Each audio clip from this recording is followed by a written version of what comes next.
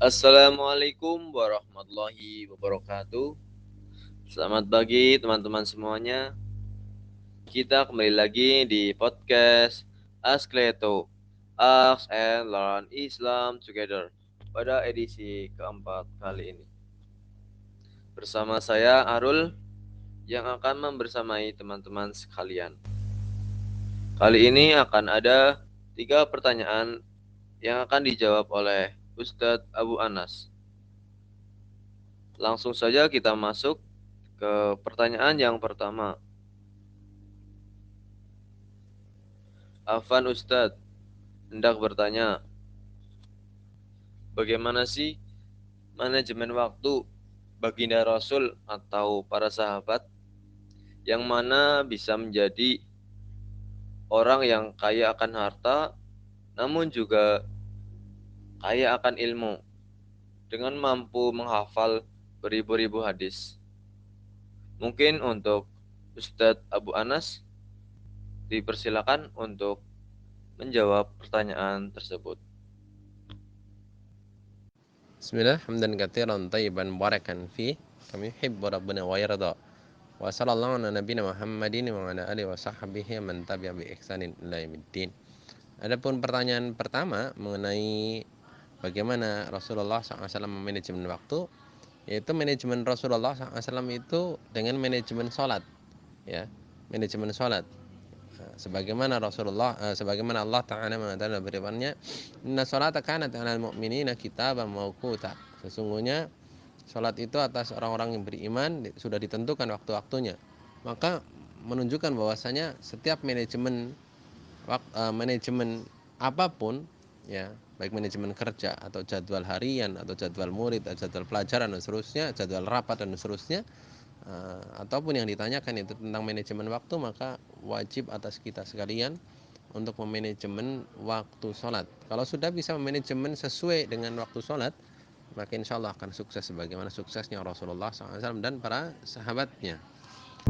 Alhamdulillah, pertanyaan pertama sudah terjawab ya teman-teman.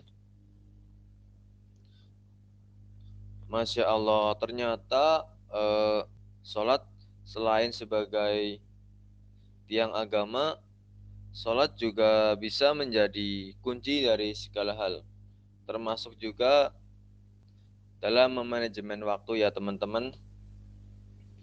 Semoga kita sama-sama bisa menjaga sholat kita dan memanajemen waktu dengan baik. Amin.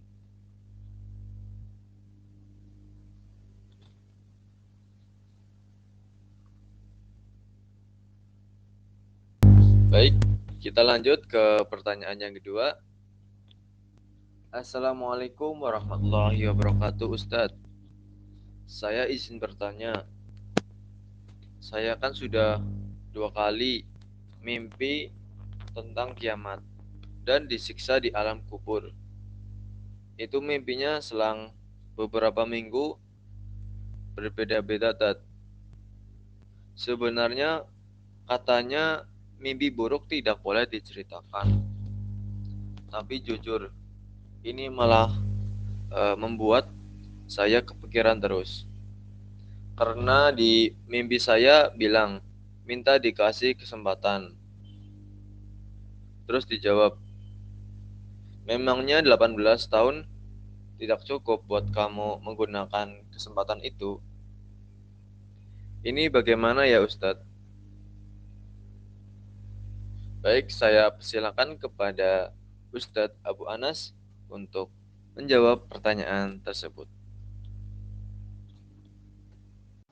Adapun yang kedua, untuk Waalaikumsalam warahmatullahi wabarakatuh, tentang mimpi ada mimpi yang baik, ada yang mimpi yang buruk, ya.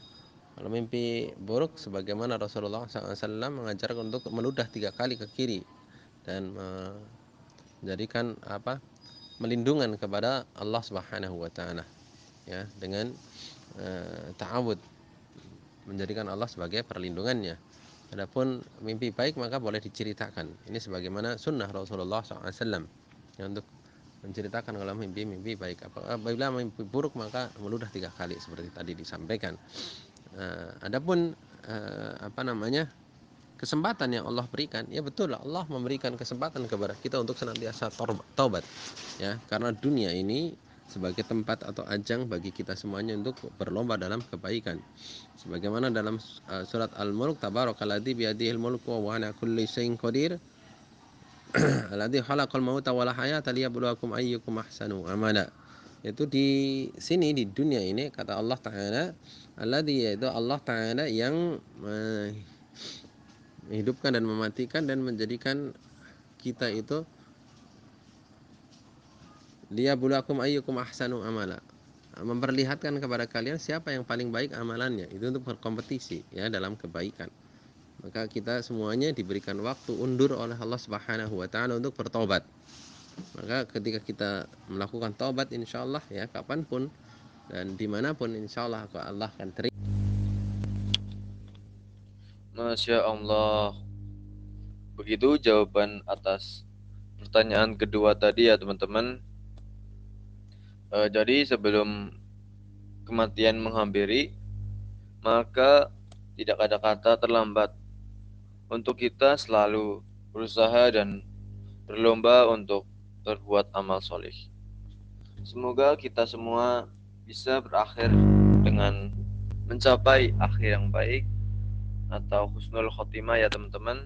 Amin.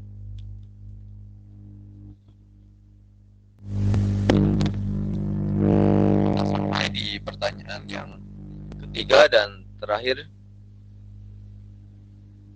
Apakah ada tuntunan yang mengajarkan tahlilan setelah kematian?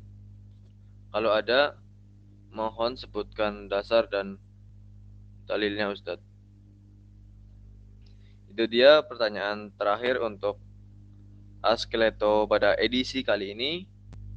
Kepada Ustadz Abu Anas, dipersilakan untuk menjawab pertanyaan tersebut. 5. Kemudian yang ketiga, apakah ada tuntunan yang mengajarkan tahlilan setelah kematian? Walau alam hisab, yang kami ketahui tidak ada. Akan tetapi kalau kalimat tahlil itu adalah kalimat la ilaha illallah Muhammadar Rasulullah, maka ini kalimat yang merupakan kalimat thayyibah, kalimat yang baik. Akan tetapi ritual berkumpul-kumpul setelah kematian itu tidak ada sunnahnya, tidak ada ajarannya dari Rasulullah Sallallahu Alaihi Wasallam dan para sahabatnya, karena tidak pernah dilakukannya, ya. Intinya seperti itu. Jadi Rasulullah SAW dan para sahabatnya tidak melakukannya. Adapun mengumpul dalam setelah kematian, ya, karena Rasulullah SAW sendiri istrinya meninggal, pamannya meninggal, tidak pernah ada riwayat satupun tentang berkumpulnya Rasulullah SAW dan para sahabat untuk melakukan acara tersebut. Barakallahu. Alhamdulillahirrahmanirrahim. Telah terjawab semua ketiga pertanyaan dari teman-teman semua ya. Jazakallah khair Ustadz Abu Anas atas jawabannya. Semoga apa yang disampaikan oleh Ustadz Abu Anas dapat menambah wawasan dan keimanan kita, serta dapat kita amalkan dan aplikasikan dalam kehidupan sehari-hari. Amin amin ya robbal alamin.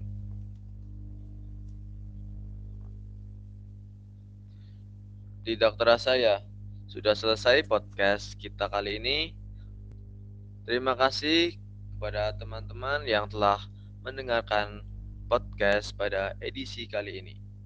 Bagi teman-teman yang masih menyimpan pertanyaan terkait keislaman, bisa diajukan ke Askleto pada edisi berikutnya.